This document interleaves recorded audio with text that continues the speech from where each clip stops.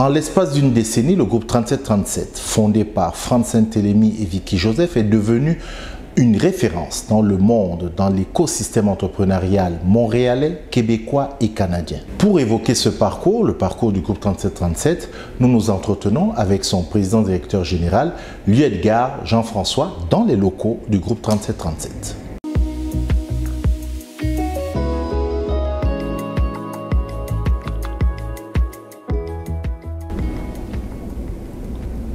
Alors, Monsieur Louis-Edgar Jean-François, PDG du groupe 3737, merci de nous recevoir pour parler de ces 10 ans, hein, une décennie quand même. Mais avant qu'on ne parle de ces 10 ans, j'aimerais quand même qu'on présente un peu qui est Louis-Edgar Jean-François. Professionnellement, on s'entend. Professionnellement parlant, Ouais. Louis-Edgar Jean-François. Oui, effectivement, comme tu l'as si bien dit, PDG du groupe 3737. Je suis également CPA de formation. Heureux papa de 2 enfants, une fille de 13 ans, un petit gars de 11 ans. Marié depuis maintenant 17 ans, avec la même personne depuis 26 ans. Donc on parle de stabilité. Je suis un exemple de stabilité. À l'époque, je travaillais dans les grandes boîtes en tant que comptable. Donc je servais des clients, des clients de grande taille à l'époque. Et une fois que j'ai passé mon temps au niveau dans les milieux corporatifs, j'ai décidé de partir ma propre boîte en comptabilité et services juridiques. Donc ça c'était en 2009. Donc ça s'appelle LEJ, L-E-J. Donc L-E-J pour Louis-Edgar Jean-François. Puis à l'époque, c'est vraiment à ce moment-là que j'ai commencé vraiment à être en contact avec ce qu'on appelle des startups, aussi des entrepreneurs issus de la diversité ethno-culturelle. Donc j'ai fondé ma boîte en 2009, belle croissance, je l'ai vendue en 2016. Et après 2016, j'ai décidé de me consacrer vraiment strictement à l'entrepreneuriat, à servir des entrepreneurs puis les aider dans leur évolution, l'évolution de leurs projets. Voilà. Comment est-ce que tu débarques dans la galaxie? La galaxie. Comment je débarque? Mais ça, c'était en 2012. Je me souviens à l'époque, quand Franz et Vicky ont eu l'idée de mettre en place cet écosystème. Franz, j'étais son comptable, je m'occupais de toutes ces entreprises et il m'a demandé, en tant que comptable, est-ce que ça m'intéressait de venir m'installer dans cet écosystème-là. Donc, je suis affectueusement appelé un bébé 3737. Donc, je suis parmi ces entrepreneurs fondateurs qui ont commencé, si on veut, l'écosystème du groupe 3737. Je me souviens à l'époque, j'avais un bureau au centre-ville dans le quartier Griffintown. Puis quand l'idée était venue de venir s'installer ici dans Saint-Michel, c'est sûr qu'au début, il y avait une certaine réticence, mais quand moi, un petit gars de Montréal-Nord, puis tu sais aussi avec l'idée qui était derrière la mise en place de cet écosystème-là, j'ai tout de suite embarqué. Et voilà, puis écoute, ça a été professionnellement parlant probablement la plus belle décision, la meilleure décision de ma vie. Donc quand je suis arrivé là dans l'écosystème, ma boîte comptable, à l'époque on était une équipe de 2, là je remonte à 2012. Et fast forward 2016, lorsque j'ai vendu ma boîte, on était une équipe de 12 et ma boîte dépassait le million de chiffre d'affaires. Donc en 4 ans, on a eu quand même une croissance fulgurante. Donc non seulement ma boîte à l'intérieur de l'écosystème du groupe 3737, mais également d'autres entreprises qui étaient là sur place. Donc on a eu chacun une de belles croissances, des croissances fulgurantes. Donc on s'est dit, puis ça c'est à travailler de façon très informelle. Fait qu'on s'est dit, imagine si on arrive à mettre en place une structure formelle pour aider d'autres entrepreneurs à faire et réaliser ce que nous, on avait réalisé de façon très informelle. On pense qu'on aurait quelque chose là d'extraordinaire pour aider des entrepreneurs. Donc voilà. Quand on parle avec certaines personnes, entrepreneurs, ou même des gens qui s'intéressent, qui n'ont pas encore franchi le pas, et quand on leur parle du groupe 3737, il y a comme un flou. Et je vais m'expliquer. Qu'est-ce que le groupe 3737? Quel est le statut du groupe 3737? Bon, le statut, si on parle de l'entité légale, donc le groupe 3737 est constitué en OBNL, donc un organisme à but non lucratif. Donc l'objectif, c'est pas de faire de l'argent, l'objectif, c'est vraiment de mettre une formule d'accompagnement gratuite et disponible à tous les entrepreneurs, une formule d'accompagnement gratuite et disponible à tous les entrepreneurs qui ont un projet entrepreneurial.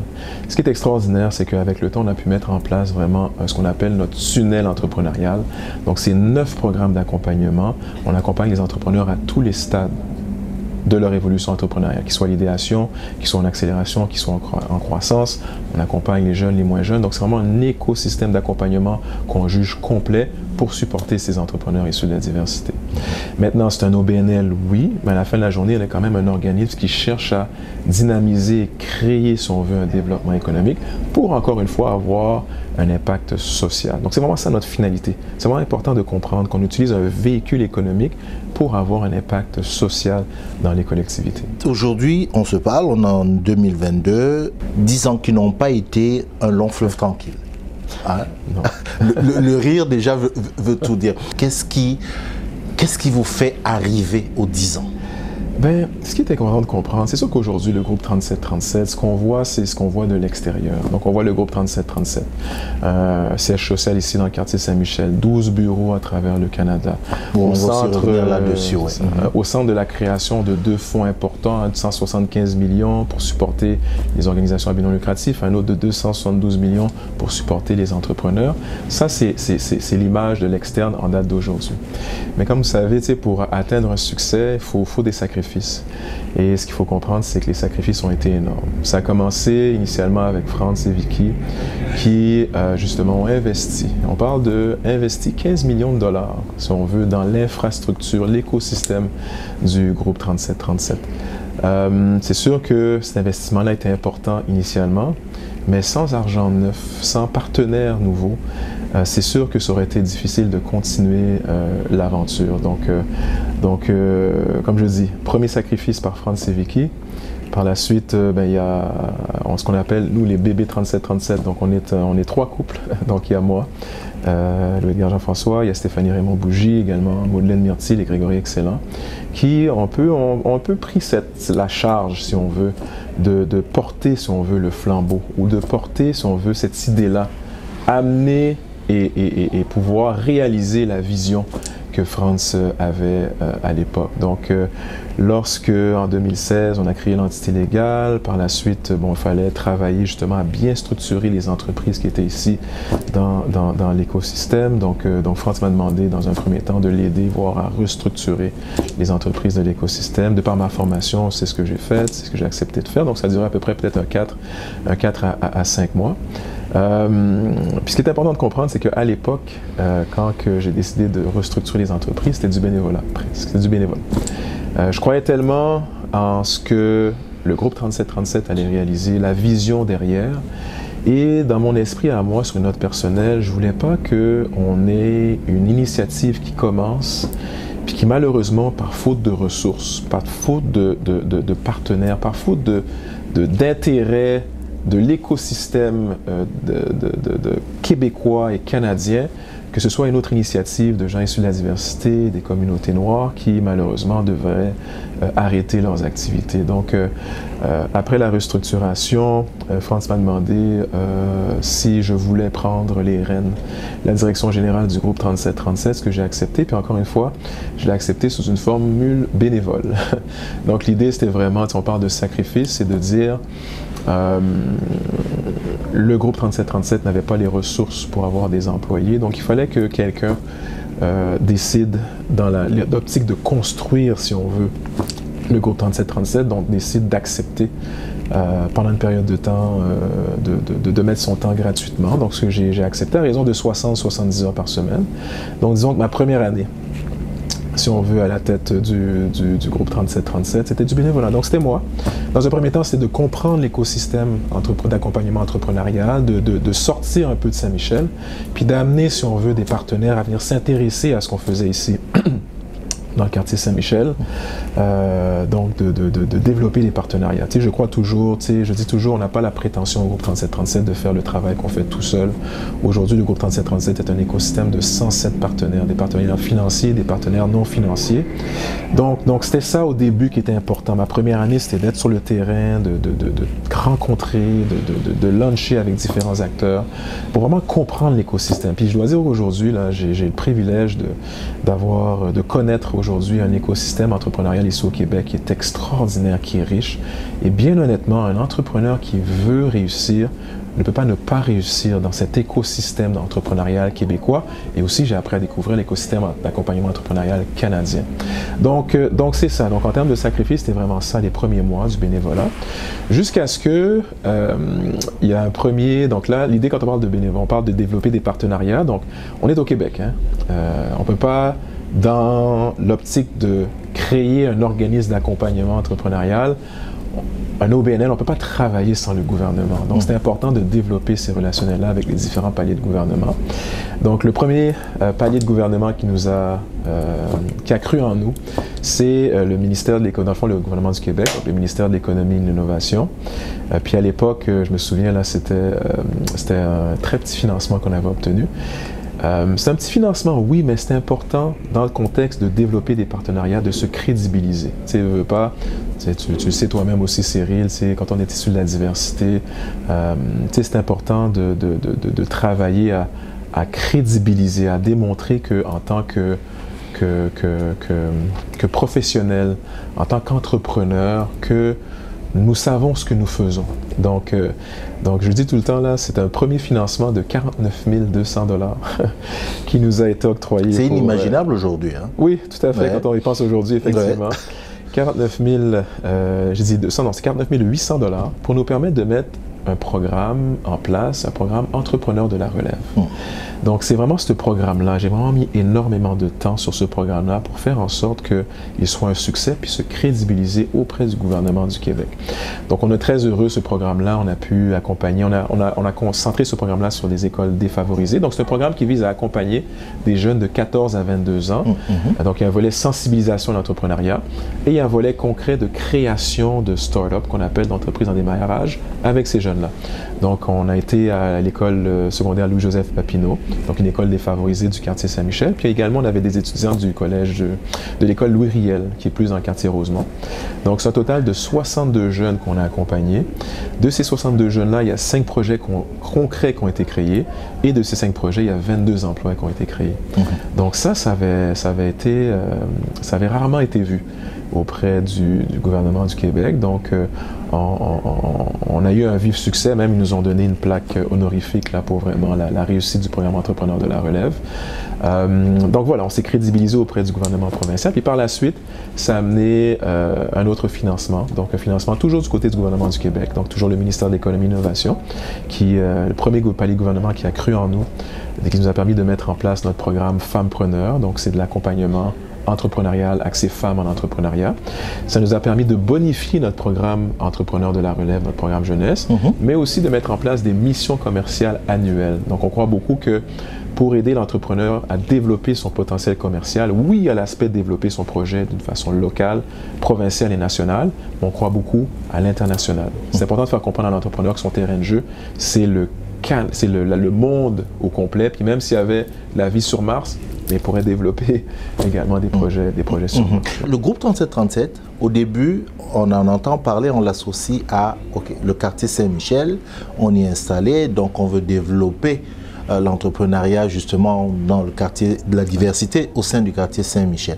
À quel moment où la décision est prise d'ouvrir, donc on sort de Saint-Michel, on s'ouvre vers Montréal, on s'ouvre vers carrément le Québec, quel moment la décision est prise de sortir de Saint-Michel et d'aller vers...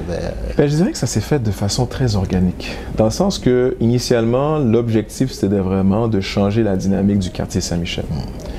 En changeant la dynamique du quartier Saint-Michel, on a accompagné une multitude d'entrepreneurs. Donc on parle d'aujourd'hui, c'est 1707 entrepreneurs accompagnés. On parle de la création de 954 emplois. On parle de la génération collective de 186 millions de dollars en chiffre d'affaires par les entrepreneurs accompagnés. Mais tout ça a commencé à partir de Saint-Michel et on a commencé à travailler aussi avec des entrepreneurs de Montréal et les environs. Donc quand je dis que ça s'est fait de façon organique, donc les résultats qu'on a atteints principalement en travaillant dans Saint-Michel et dans Montréal et les environs ont ouvert beaucoup d'yeux. Donc c'est là que les différents, donc on parle du gouvernement provincial, oui, du gouvernement fédéral, la ville également, et les partenaires privés ont commencé à voir un peu qu'est-ce qu'on faisait. Donc ça a ouvert beaucoup d'yeux. Et c'est là que, dans les échanges, on a commencé à échanger avec les différents paliers de gouvernement, oui, il y a des partenaires privés pour un peu comprendre un peu ce qu'on fait, comment qu'on le fait, puis de voir dans quelle mesure ces différents partenaires-là pouvaient aider justement à nous aider à avoir un impact encore plus large, si on veut, dans les collectivités, puis voir dans quelle mesure on peut répliquer ce modèle-là qui a été développé ici dans le quartier Saint-Michel, dans quelle mesure on est capable de le répliquer dans d'autres villes à travers le Canada. Donc c'est un peu ça, comme je dis, ça s'est fait de façon organique. Donc c'est pas une décision dans notre planification stratégique, c'était pas... Notre objectif n'était pas d'avoir des bureaux partout à travers le Canada. C'est vraiment en fonction des besoins, en fonction de, ce qu'on avait réalisé ici dans le quartier Saint-Michel et dans Montréal, et ce qui était nécessaire de faire dans certaines autres villes à travers le Canada. Encore une fois, on nous a demandé de voir est-ce qu'on est capable de répliquer ce qu'on a fait ici dans ces autres villes-là. Et donc, on vous le demande, et à ce moment aussi apparaissent dans vos partenaires les privés, parce qu'on a parlé, oui, c'est ça, on a parlé des gouvernements, et là, les privés, ils viennent. Tout à fait. Pourquoi? Donc là, les partenaires privés, encore une fois, c'est, vous savez, encore une fois, dans le contexte de se crédibiliser. Donc, dans un premier temps, le gouvernement provincial nous a fait confiance. Par la suite, c'est le gouvernement fédéral. Ça a commencé, je vous à l'époque, dans le cadre de la mise en place de l'initiative d'appui aux communautés noires. Donc ça, c'était avant la pandémie. Donc, c'est un premier financement qui avait été annoncé en septembre 2019 pour venir en support aux OBNL qui desservent les communautés noires. Donc, le groupe 3737, dans le cadre de ce programme-là, a été choisi comme un des 4 organismes intermédiaires pan-canadiens pour livrer le programme. Le groupe 3737 s'occupe du programme à travers le Québec. Donc ça nous a sorti de notre portée locale, quartier Saint-Michel et Montréal. Maintenant, ça nous a donné une portée provinciale. Maintenant, le fait d'avoir cette portée provinciale-là constitue un attrait encore un peu plus, ça devenait un peu plus attrayant, si on veut, pour le privé. Je me souviens, une des premières institutions privées qui nous a fait confiance, c'est Desjardins. Toujours dans le cadre de l'initiative d'appui aux communautés noires, donc le fait qu'on ait cette portée provinciale-là, et Desjardins, on sait que c'est une institution financière qui a un impact aussi provincial.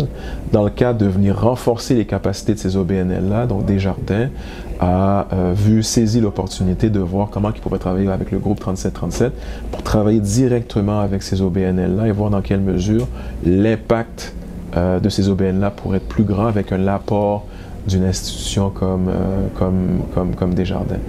Et par la suite, ça a fait boule de neige. Donc là, l'initiative d'appui aux communautés noires supportée par Desjardins, encore une fois, je disais tout à l'heure, le privé, surtout les institutions financières, commencent à s'intéresser un peu à notre modèle qui a démontré des succès clairs.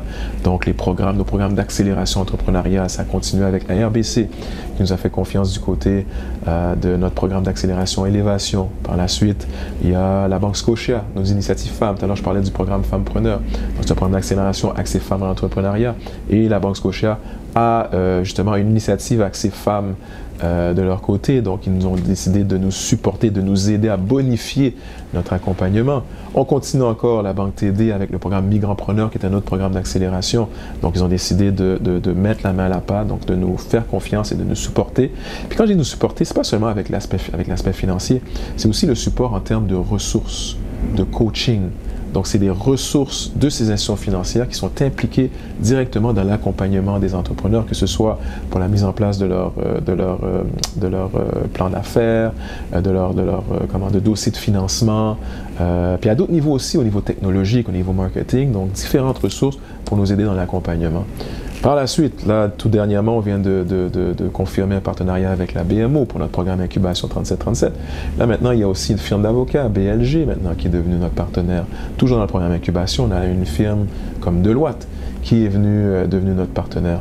Donc voilà, tranquillement, pas vite. Je pense, tu sais, je parlais tout à l'heure de se crédibiliser.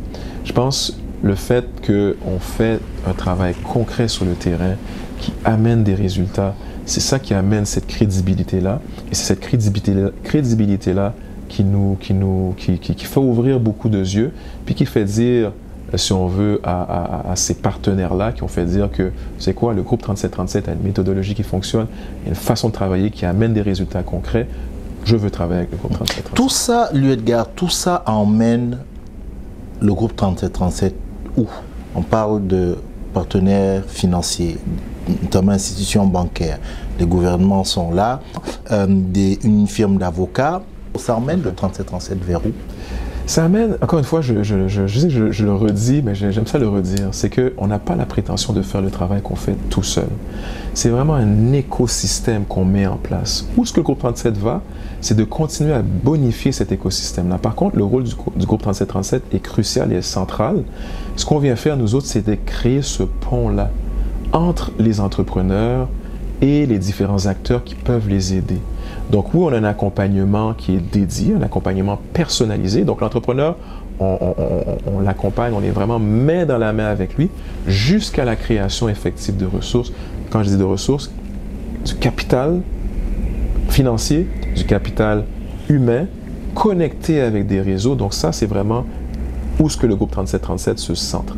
Par contre, quand je dis bonifier l'accompagnement, c'est de dire, le groupe 3737, oui, on a des coachs internes, des coachs en résidence avec des spécialités qui leur sont propres, mais quand on accompagne, vous savez, par année, là, c'est à peu près 250 entrepreneurs seulement ici à Montréal. Avec notre expansion nationale, là, on va être à peu près 400 entrepreneurs à 500 entrepreneurs annuellement qui vont être accompagnés. Ça prend des ressources, ça prend des gens, ça prend des mains pour pouvoir les supporter, ces entrepreneurs-là.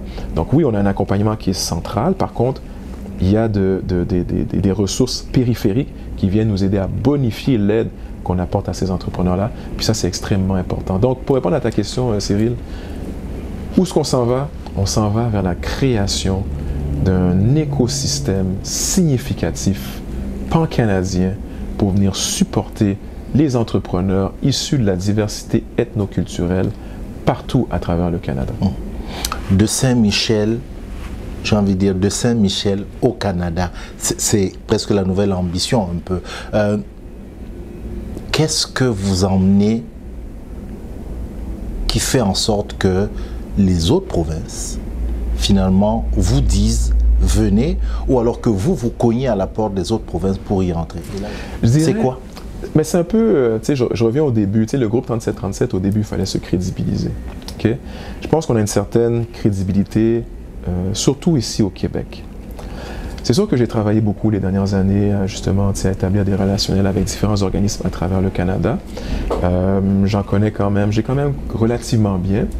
Par contre, ces relationnels ont été établis avec des organismes d'accompagnement qui se centrent sur la diversité ethnoculturelle. Pour nous, l'accompagnement, des organismes qui ont cette spécialité-là, c'est essentiel. Par contre, il faut venir augmenter et bonifier avec d'autres organismes d'accompagnement. Tout à l'heure, je mentionnais des accompagnateurs, des partenaires publics, des partenaires privés, mais des partenaires publics. Je dirais que dans les autres provinces canadiennes, si on parle de partenaires publics, donc les partenaires provinciaux, on n'est pas très connu au niveau des partenaires provinciaux des autres provinces. Donc notre idée, dans le contexte de vouloir dupliquer ce qu'on a fait ici au Québec, c'est important d'établir ces relationnels-là avec ces partenaires provinciaux. Okay? Donc, je dirais qu'au niveau de travailler à implanter et augmenter la notoriété du groupe 3737 dans les autres provinces, il y a du travail à faire. On n'est pas aussi connu qu'on l'est ici au Québec. Tranquillement, pas vite, on commence à nous voir, on commence à nous reconnaître, mais il y a encore un travail à faire, il y a encore des connexions, il y a encore un relationnel. Puis, pour être bien honnête, si on parle de planification, on vient de terminer notre planification stratégique, on pense, ici au Québec, ça a pris peut-être 1 an à peu près pour vraiment commencer à amener des yeux sur nous.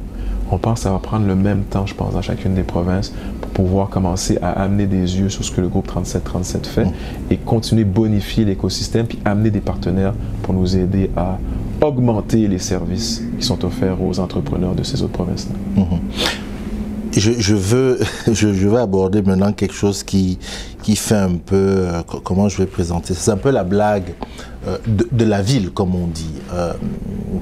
Quelqu'un qui rencontre une autre personne, puis qui dit, ben voilà, j'ai envie de me lancer dans l'entrepreneuriat, je vais créer mon entreprise et tout, donc j'ai besoin d'argent pour me lancer.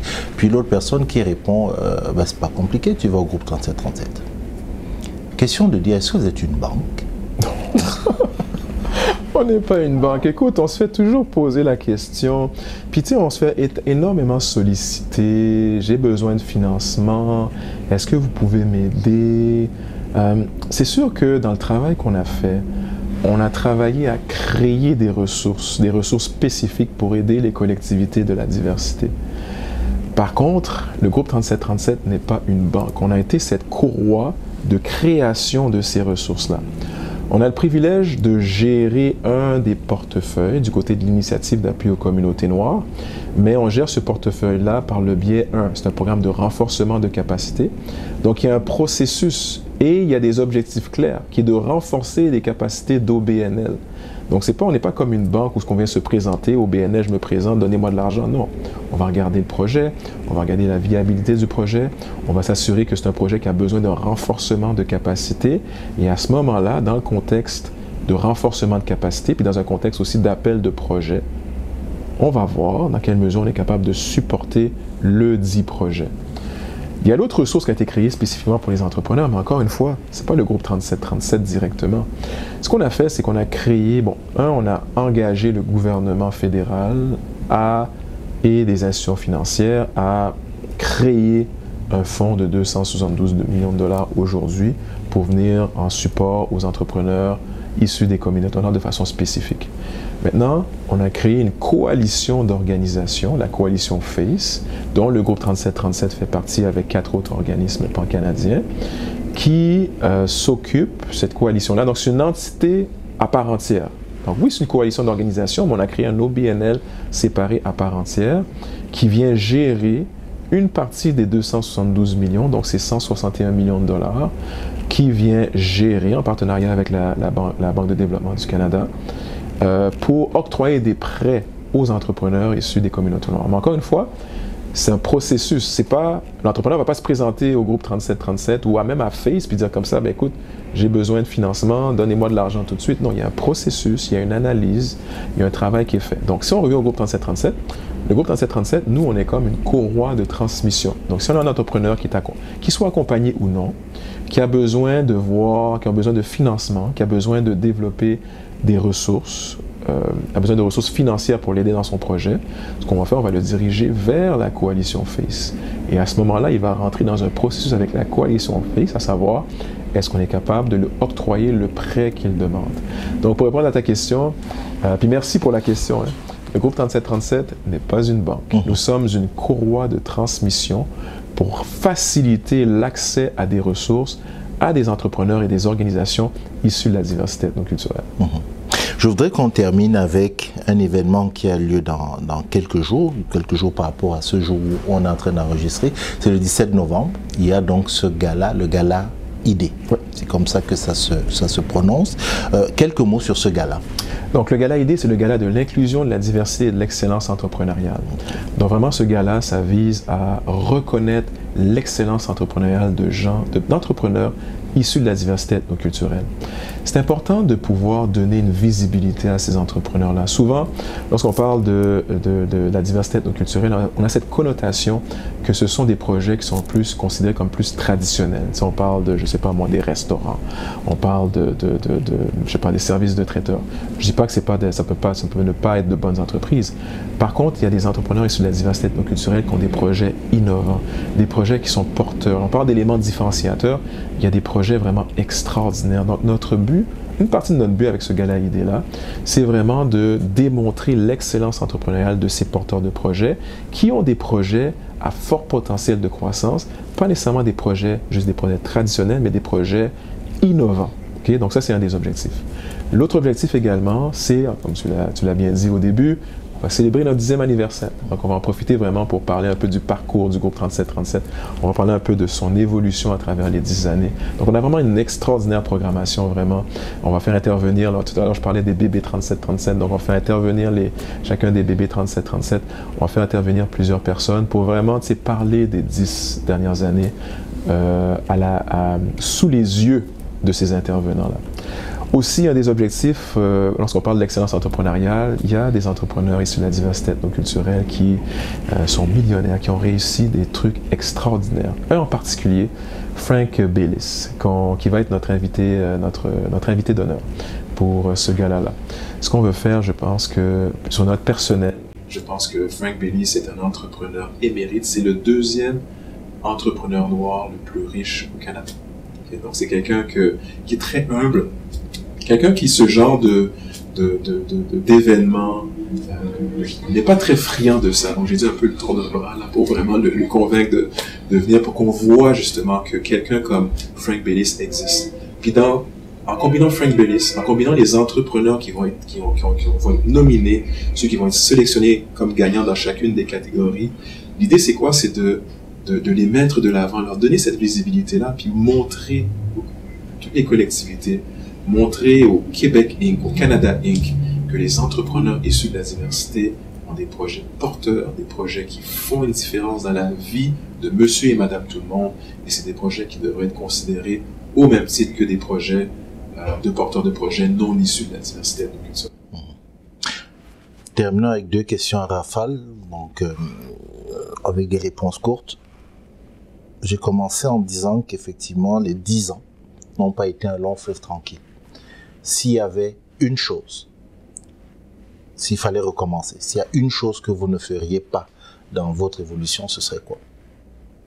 Qu'on ne ferait pas dans notre évolution. Ouais. Pour être bien honnête avec toi, Cyril, il n'y a rien que je ferais différemment. Je pense que... Même les sacrifices. Même les sacrifices. Je pense que oui, c'est des gros sacrifices. Mais à la fin de la journée, puis c'est important, pour atteindre un succès, ça prend des sacrifices. Personnellement, toute ma vie, j'ai eu la chance de faire beaucoup de belles choses, je pense. Puis ces belles choses-là sont arrivées après avoir sacrifié. Donc, pour être bien honnête avec toi, c'est une équation, je pense, qui est constante dans la vie. Le sacrifice, il faut mettre le temps, il faut mettre l'énergie. Il n'y a rien de facile. On peut peut-être voir ça simple, mais ce n'est pas facile. Puis c'est important de garder cela en tête. Il faut sacrifier pour atteindre le succès. Et c'est le message qu'on donne à tous nos entrepreneurs. C'est ce que le groupe 3737 a fait. Aujourd'hui, nous sommes tellement heureux de voir un peu là comment l'écosystème s'est développé, l'écosystème du groupe 3737. Mais encore une fois, cet écosystème-là, sans les sacrifices de France Saint-Hélémy, sans les sacrifices de Vicky Joseph, sans mon propre sacrifice, sans les sacrifices de Stéphanie Raymond-Bougie, sans le sacrifice de Grégory Excellent, sans le sacrifice de Baudelaine Myrtil, sans le sacrifice également de Marie-Guerline Saint-Hélémy, aujourd'hui, je ne pense pas que le groupe 3737 serait ce qu'il est aujourd'hui. Je ne vais pas aller jusqu'à 10 ans, mais disons 5. Allons sur 5 ans. Dans 5 ans, où se voit Louis-Edgar et où il voit le groupe 3737? Allez, 10 ans, parce que 5 ans, c'est rien dans la vie d'une entreprise. Disons 10 ans. 10 ans, je dirais, le groupe 3737, mais encore une fois, c'est un organisme à portée nationale. Parce que je vois le groupe 3737, dans 10 ans, là, on parle de 12 bureaux, mais je le vois être facilement dans une trentaine de bureaux à travers le Canada. D'être dans des endroits vraiment un peu plus reculés. On parle des territoires du Nord-Ouest, on parle du Yukon. Puis de mettre de l'avant cette diversité culturelle. Vous savez, je dis souvent, c'est l'objectif à la fin de la journée. À tout enjeu spécifique, il faut une offre de service spécifique. Donc, le groupe 3737, on a mis une offre de service spécifique pour aider les gens issus de la diversité culturelle à avancer. L'objectif, c'est qu'à un moment donné, on arrive à un stade où il n'y a plus d'enjeu spécifique. Que quand on parle d'une collectivité, que nous ne soyons qu'une seule collectivité, puis qu'on ne parle plus de diversité culturelle, on parle de race humaine. Donc, dans 10 ans, mon vœu le plus cher, c'est vraiment que le groupe 3737 soit un organisme d'accompagnement entrepreneurial point, en enlevant la connotation diversité culturelle. Louis-Edgar Jean-François, PDG du groupe 3737, merci beaucoup. On se donne donc rendez-vous dans 10 ans. Dans 10 ans. Merci beaucoup à toi. Et puis, joyeux anniversaire. Merci beaucoup. Merci énormément.